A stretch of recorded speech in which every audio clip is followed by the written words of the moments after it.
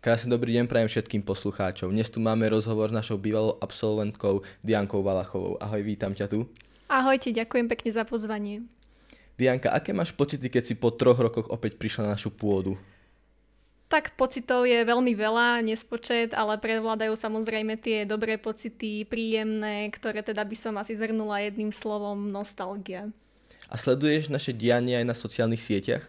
Áno, sledujem dianie na sociálnych sieťach o tejto škole a veľmi som rada, že sa škola posúva vpred, stále napreduje, čo sa týka materiálnej stránky, vynálezov aj aktivity, takže toto ma veľmi teší a som teda veľmi potešená, že to vidím. A je niečo také, na čo spomínaš zo svojich stredoškolských čias?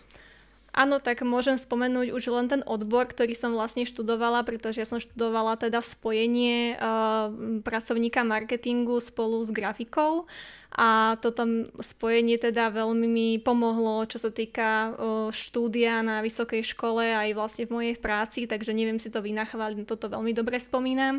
A samozrejme na našu cvičnú firmu Party Time, ktorú sme teda realizovali a taktiež aj na super učiteľov.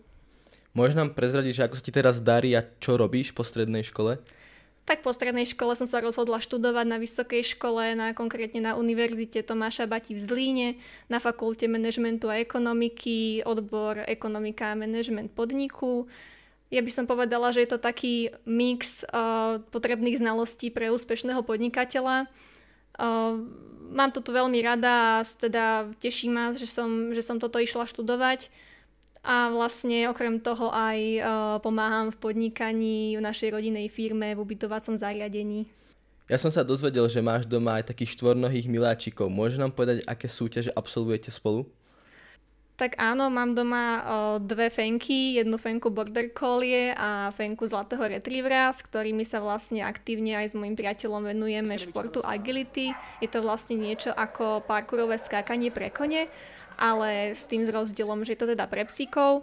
V podstate ide o to, že handler, teda psovod, navádza psíka cez prekážky, ktorý vlastne túto trať, tento parkour musí prekonať v čo najrýchlejšom čase a ideálne bez chýb. Aké ste dosiahli najväčšie úspechy? Tak úspechov ešte toľko nie je, keďže vlastne tento šport robím iba 2 roky a len sa stále v tom vzdelávam a učíme sa aj spolu s našimi psíkmi, ale teda nejaké úspechy už sme dosiahli, väčšinou sú to z oficiálnych závodov, kde sme vlastne pozbierali nejaké prvenstvá, niekoľkokrát sme stáli na bedne a v podstate taký asi najväčší úspech vidím teraz, čo sme dosiahli 4. mája, v Handlovej, kde sme si splnili svoju prvú skúšku vo výkonnostnej kategórii A2 a ostali sme ešte dokonca aj na 1. mieste. No tak to ti gratulujem. A máš aj nejaké plány do budúcna? Áno, tak určite chcem teda sa zlepšovať v tomto agility, chcem ideálne sa dostať na majstrovstvá Európy alebo majstrovstvá sveta v tomto športe.